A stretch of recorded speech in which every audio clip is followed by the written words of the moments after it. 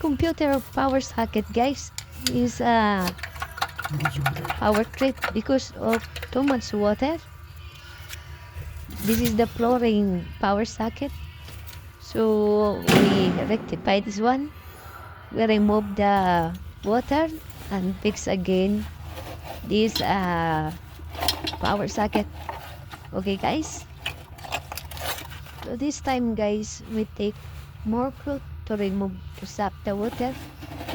So we put cloth and put in the water because we cannot remove the water with a cup. So and we don't have a pump.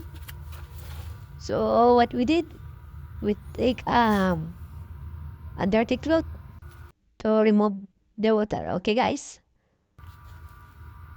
So now, guys, it's ready. Okay, it's dry now. So we need to fix again the power socket.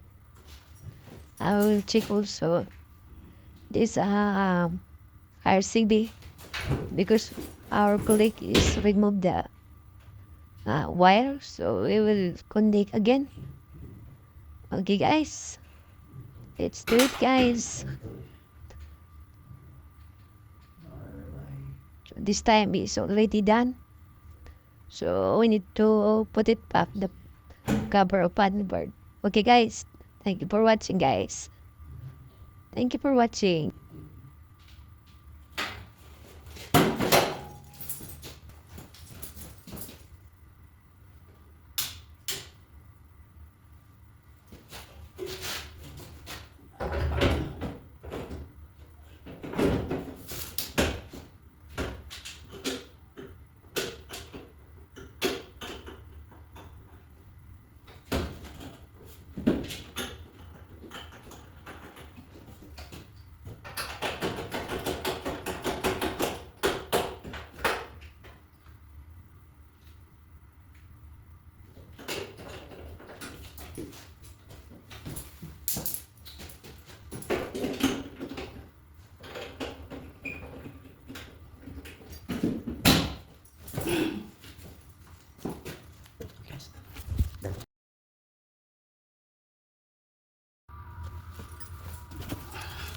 Okay.